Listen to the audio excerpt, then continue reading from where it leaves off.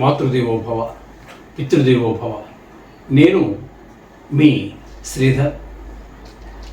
ఇప్పుడు మనము 16వ తారీఖు జూలై నెల 2025 నుండి 31వ తారీఖు జూలై నెల 2025 వరకు గోచార ఫలితాలు ఏ విధంగా ఉన్నాయి అనేటటువంటి విషయాన్ని మనం సశాస్త్రీయమైన పద్ధతిలో తీసుకునే ప్రయత్నం చేద్దాము. ఇందులో నా కవిత్వం కానీ నా పైత్యం కానీ ఏమీ చేర్చబడదండి. కేవలము శాస్త్రము ఎంతవరకు చెప్పబడిందో అంతవరకు మాత్రమే చెప్తాను. మీరు ఇది గమనించగలరు. ఓకే, ఇప్పుడు ఈ 15 రోజుల పక్ష ఫలితాలు మేష రాశి వారికి ఏ విధంగా ఉన్నాయి అనేటటువంటి విషయాన్ని ముందుగా ప్రస్తావిద్దాము. ఇక్కడ మేషరాశి వారికి ద్వితీయ స్థానంలో శుక్రుని యొక్క సంచారం జరుగుతోందండి. ద్వితీయ స్థానంలో శుక్రుని యొక్క సంచారము అనేటప్పటికీ అది కూడా స్వక్షేత్రంలో కూడా ఉన్నారు. కొంచెం బలం ఎక్కువ ఉండే అవకాశం ఉంటుంది. కానీ ఇక్కడ అవన్నీ అక్కర్లేదు. స్వక్షేత్రమా శత్రుక్షేత్రమా ఇవన్నీ అవసరం లేదు. కానీ స్వక్షేత్రంలో ఉన్నాడు కాబట్టి మరింత ఒక రవ్వంతైనా ఖచ్చితంగా ఆ ప్రభావం చూపిస్తుంది ఎక్కువగా. అందుచేత 2వ స్థానంలో శుక్రుడు ఉండటం అనేటటువంటిది ఒక అదృష్టంగానే మనం భావించాలి. ఇక్కడ ముఖ్యంగా ధన విషయంలో మీకు ఏ విధమైనటువంటి లోటు రాదు మేషరాశి వారికి. అలాగే కుటుంబంలో కూడా మంచి వాతావరణం అంతా ఉంటుంది. ఒకళ్ళ మీద ఒకరికి ప్రేమానురాగాలు, పిల్లల మీద తండ్రికి, తండ్రి మీద పిల్లలకి ఇప్పుడు ఉంటాయి, కానీ ప్రదర్శితం కావు. అక్కడ మనకి వెనకాల ఉన్నటువంటి నేపథ్యంలో కొంచెం ఫైనాన్షియల్గా ఇబ్బంది పడుతున్నా, ఆరోగ్యంగా ఇబ్బంది పడుతున్నా, ఏదో ఒక తలనొప్పితో బాధపడుతున్నప్పుడు, ఇబ్బంది పడుతున్నప్పుడు మనకి ఖచ్చితంగా మన ఫ్యామిలీ మీద మనకి అభిమానం ఉన్నప్పటికీ కూడా మనం దాన్ని చూపించలేకపోతూ ఉంటాం. కానీ ఇక్కడ మీకు అట్లా కాదు. ఖచ్చితంగా కుటుంబంలో అందరి మీద కూడా ప్రేమాభిమానాలు మనం చూపించగలుగుతాం. వారు కూడా మన మీద చూపించగలుగుతారు. అలాగే ధనానికి లోటు ఉండదు. మాట కూడా చాలా మంచిగా ఉంటుంది. ఈ విధమైనటువంటి ఫలితాలన్నీ కూడా ద్వితీయ స్థానంలో శుక్రుని యొక్క ప్రభావాలు ఉంటాయి. అంతేకాకుండా ఇందులో ఈ కుటుంబంలో కానీ ఈ మేషరాశి వారికి కానీ సంగీతంలో కానీ సాహిత్యంలో కానీ ఇట్లాంటి వాటిల్లో లలిత కళలో దేనిలో ఉన్న ప్రవేశం ఉన్నట్టయితే వారికి ఒక మంచి అవకాశం దొరుకుతుంది. అలాగే ఇక్కడ షేర్ మార్కెట్లో పెట్టుబడి పెట్టేవాళ్ళు ఉంటారు. అట్లా పెట్టుబడి పెట్టేవారికి కూడా చాలా అనుకూలమైన కాలము. అలాగే సినిమా రంగంలో వారికి, ఈ టీవీ రంగంలో ఉన్నటువంటి వారికి, ఈ సోషల్ మీడియాలో ఉన్నటువంటి వారికి కూడా చాలా చక్కటి ఫలితాలన్నీ కూడా ఈ శుక్ర భగవాన్ యొక్క అనుగ్రహం చేత లభిస్తాయి. ఈ విధంగా మనం శుక్రగ్రహం ద్వితీయ స్థాన ఫలితాలు మనం చెప్పుకోవాలి. ఇంకా తృతీయ స్థానంలో గురుని యొక్క సంచారం జరుగుతుంది మేషరాశి వారికి. తృతీయ స్థానంలో గురు యొక్క సంచారము శుభ ఫలితములను అయితే ఇవ్వజాలదు. దానివల్ల వచ్చే ఫలితం ఏంటి, ఏ విధంగా ఉంటాయి? శుభ ఫలితాలు ఇవ్వదన్నాం సరే, కానీ ఏ విధమైన ఫలితాలు, చెడ్డ ఫలితాలు ఏ విధంగా ఉంటాయన్నట్టయితే ఎవరు మీ ఇంట్లో మీ సోదరులు, మీ అన్నదమ్ములు ఎవరు మీరు చేసే పనికి ప్రోత్సహించరు. వెళ్ళరా అబ్బాయి మేము ఉన్నాము వెనకాల ఎవరు హామీ ఇవ్వరు. అలాగే అంటే మనసా వాచా కర్మణ కూడా డబ్బులు ఆర్థికంగా కావచ్చు, మాట రూపంలో కావచ్చు, ఎట్లాగో కూడా మీకు సపోర్ట్ ఇవ్వజాలరు. ఓకే, ఇకపోతే ఇక మనం ఎక్కడో పనిచేస్తున్నాం, ఎక్కడో వృత్తి జాబ్ చేస్తున్నాం, అక్కడ మీతోటి వాళ్ళు కానీ, మీ కంటే పై స్థాయి వారు కానీ, కింద స్థాయి వారు కానీ ఎవరు కానీ మీకు అక్కడ కోఆపరేషన్ ఉండదు. అలాగే మనం సొంత వ్యాపారం చేసుకుంటున్నాం, అక్కడ కూడా అట్లాగే ఉంటుంది. ఏవో లేనిపోయిన ఇబ్బందులన్నీ ఏర్పడుతుంది అవకాశం ఉంటుంది. ఈ 3వ స్థానంలో గురువు యొక్క సంచారం మాత్రం శుభ ఫలితాలు అయితే ఖచ్చితంగా ఇవ్వదు.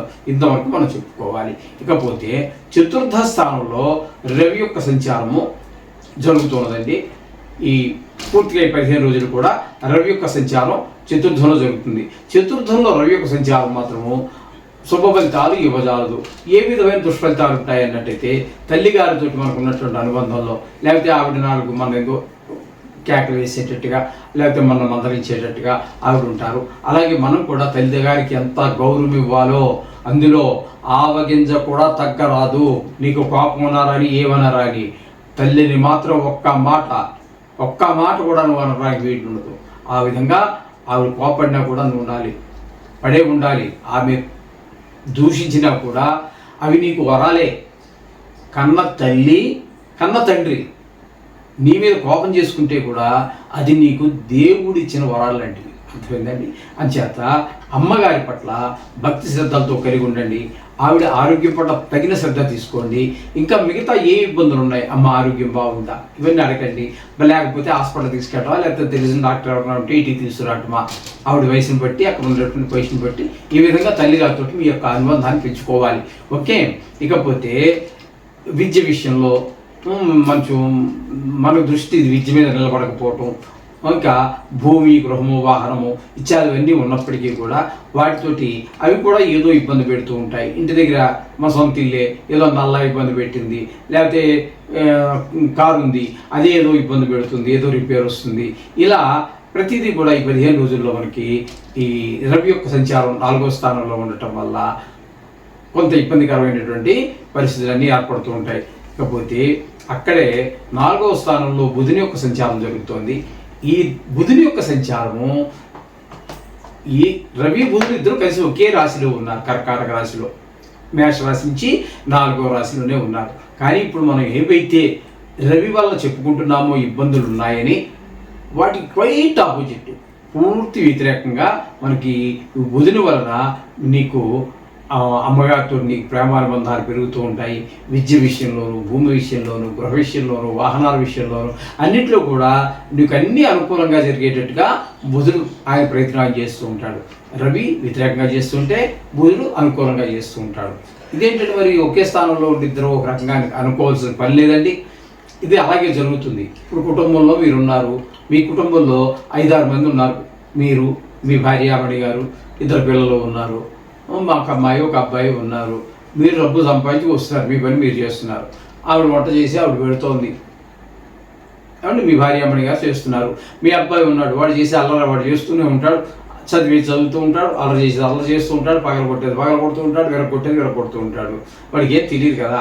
అలాగే అమ్మాయి కూడా, ఆ అమ్మాయి చదువుకుంటుంది, అబ్బాయి అంత అల్లరి చేయరు. పాపం కామన్గా జనరల్గా అమ్మాయిలు అబ్బాయిలు చేసినంత అల్లరి చేయరు, కానీ ఆ అమ్మాయి కూడా చేస్తుంది. అమ్మో తక్కువ ఏమి కాదు అంటే కొంచెం కనబడకుండా చేస్తూ ఉంటుంది.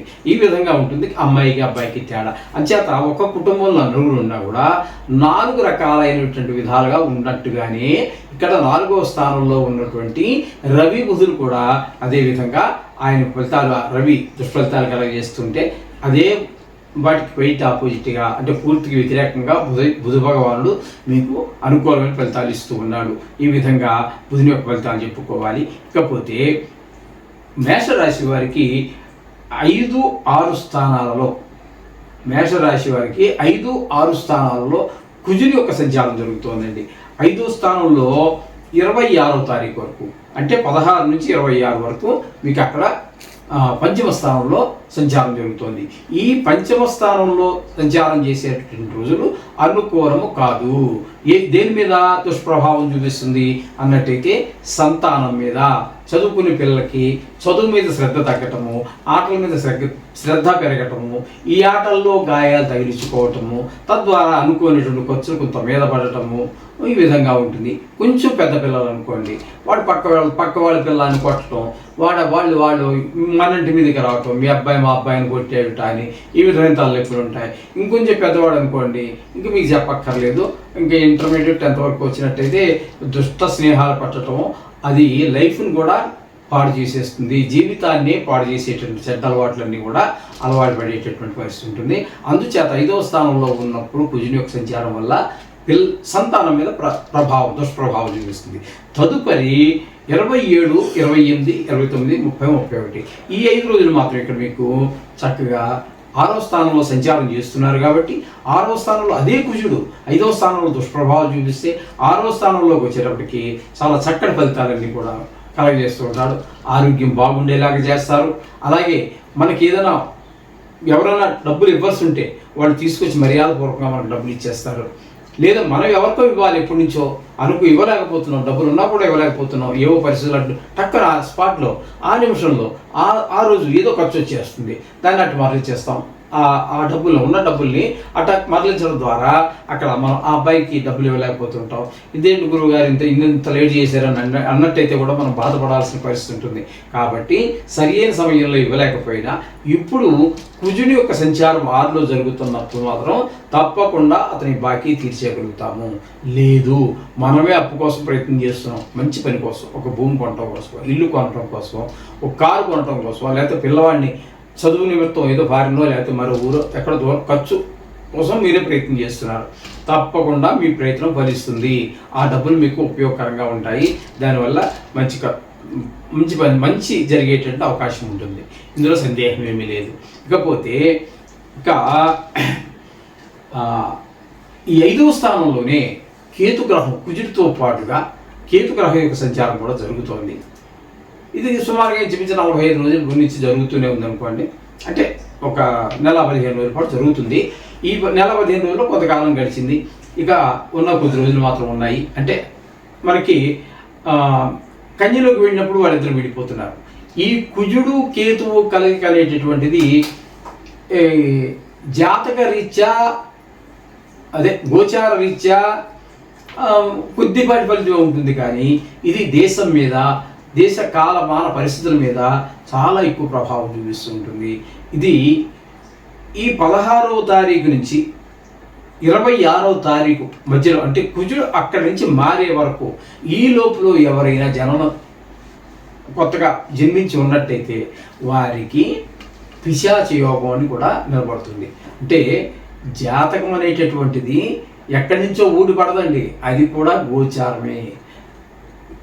మీరు ఏ రోజున, ఏ నెలలో, ఏ సంవత్సరంలో ఎక్కడ పుట్టారో ఆనాటి ఆ గోచారమే మీది పర్మనెంట్ జాతకం. అయితే ఏంటంటే మీరు పుట్టిన సమయాన్ని బట్టి మనం అక్కడ లగ్నాన్ని మనం కనుక్కోవడం జరుగుతుంటుంది. దాని మీద ఆధారపడి ఉంటుంది. అది పర్మనెంట్. ప్రథమ శ్వాస నుంచి అంతిమ శ్వాస వరకు అది ఎట్టి పరిస్థితుల్లో ఏది మారదు. అది జాతకం, ఇది గోచారం. అంటే గోచారంలో ఈ యోగాలు అనేటటువంటివి కుజుడు కేతువు కలవటం అనేది ఇది దేశం మీద ఎక్కువ ప్రభావం చూపిస్తుంది. ఇక్కడ యోగాలు ఏమి వర్తించవు గోచారంలో అని మా పెద్దలు చెప్పంగా నేను విన్నాను. అది మరి ఎవరికైనా మన జ్యోతిషమిత్రులు ఎవరికైనా గోచారంలో కూడా వర్తిస్తుందని తెలిస్తే దయచేసి నాకు కొంచెం తెలియజేయండి. ఎక్కడ ఇందులో అది మనకి శాస్త్రం జరుగుతుందని చూస్తే తప్పకుండా నేను కూడా తెలుసుకుంటాను. ఓకే అండి. ఇకపోతే ఈ వీరికి ఏకాదశి స్థానంలో రాహుగ్రహం యొక్క సంచారం జరుగుతుంది. ఏకాదశిలో రాహుగ్రహం యొక్క సంచారం చాలా అద్భుతమైనటువంటి ఫలితాలన్నీ ఇస్తూ ఉంటుంది. లాభస్థానం అంటాము దాన్ని. అక్కడ చెప్పేది ఏంటంటే ఇంట్లో సోదరులందరూ కూడా మీరు సహాయ సహకారాలు అందిస్తారు, ధనార్జన పెరుగుతుంది, వ్యవహారంలో నైపుణ్యం పెరుగుతుంది ఇత్యాది. ఏది పట్టుకున్నప్పటికీ కూడా శుభప్రదంగానే పూర్తవుతూ ఉంటుందండి ఈ లాభస్థానంలో రాహుగ్రహం యొక్క సంచారం. ఓకే. ఇకపోతే శనీశ్వరుని యొక్క సంచారం వ్యయ స్థానంలో జరుగుతోంది. ఈ వ్యయ స్థానంలో జరగటం వల్ల ఇక్కడ మనకి చెప్పాలి అన్నట్టు ఇది ఏలినాటి శని జరుగుతున్నదని అర్థం అండి. వ్యయ స్థానంలో మూలాన విపరీతంగా డబ్బులు ఖర్చు అయిపోతూ ఉంటాయి. అలాగే శత్రుభయం ఎక్కువగా ఉంటుంది, మనోవిచారం కలుగుతుంది, కొంతమందికి కలతర నష్టం కూడా జరిగే అవకాశం ఉంటుంది. ఎందుకని అంటే ఇది ప్రపంచవ్యాప్తంగా తీసుకున్నట్టయితే 850 కోట్ల జనాభా, 195 దేశాలు ఉన్నవి రాసులు ఇవే. 12 రాసులే మనం చెప్పుకుంటున్నటువంటి 12 రాసులే. మీరు 12 పెట్టి భాగించండి 850 కోట్లని, మీకు సుమారుగా 700 కోట్ల జనాభాకి ఒకటే జరుగుతుందండి. జరగదు. కాబట్టి కొంతవరకు జరుగుతుంది, కాదనలేము. దాన్ని తీసి పక్కన పెట్టడానికి ఏమి లేదు, దేని ప్రాముఖ్యత దానికే ఉంటుంది. అందుచేత ఇందులో ఈ 70 కోట్ల జనాభాలో కొంతమందికి ఇక్కడ కలతర నష్టం అంటే భార్య నష్టం జరగడం ఉంటుంది. అలాగే కారాగార నివాసం చేయవలసిన పరిస్థితి కూడా ఉంటుంది. ఎందుకంటే 70 కోట్ల మందిలో ఎంతమంది మహానుభావులు ఉంటారండి. కొన్ని కోట్ల మంది మహానుభావులు ఉంటారు, కొన్ని కోట్ల మంది పరమ దుష్టులు మూర్ఖులు ఉంటారు. అందులో ఎవరికో కారాగార శిక్ష పడే అవకాశం ఉంటుంది. ఇది కేవలము మీకు మీరు మేషరాశి వారందరూ ఇది నాకే కాబోసు అని చెప్పేసి ఫీల్ అయిపోయి దీన్ని అంత మానసిక క్షోభ పెట్టుకోవాల్సిన పని లేదండి. మీది వ్యక్తిగత జాతకంలోనే మీకు 185 నుంచి 90% వరకు నిష్ణాతులైన వారి చేత రాయించుకున్నట్టే దీన్ని అనుసంధానం చేసి చూసుకోవాల్సి ఉంటుంది. చాలా మంచి ఫలితాలు అప్పుడు వస్తాయి. అంతేకాని కేవలం గోచార ఫలితాలే 100% మీకే అనుకోవద్దు. ఇందులో ఏదో ఒకటి జరిగే అవకాశం ఉండొచ్చు. కొన్ని సందర్భాల్లో ఒకటి కూడా జరగకపోవచ్చు. 70 కోట్ల మంది ఇది కాదు. ఓకేనండి. ఈ విధంగా మనం ఈ శని యొక్క ప్రభావం వల్ల ఈ విధమైనటువంటి ధన నష్టం కూడా జరిగే అవకాశం ఉంది. ధన వ్యయం వేరు, ధన నష్టం వేరు. అదే గుర్తుపెట్టుకోవాలి మీరు. ధన నష్టం అంటే ఏదో పరస కొట్టేశాడు, లేకపోతే ఇందులో పెట్టాడు, వాడు లేచిపోయాడు, అది ధన వ్యయం అంటే మీరు ఖర్చు పెట్టుకున్నారు. మీ సుఖానికో లేకపోతే చుట్టాలకో ఏదో అడ్డుపడ్డారు.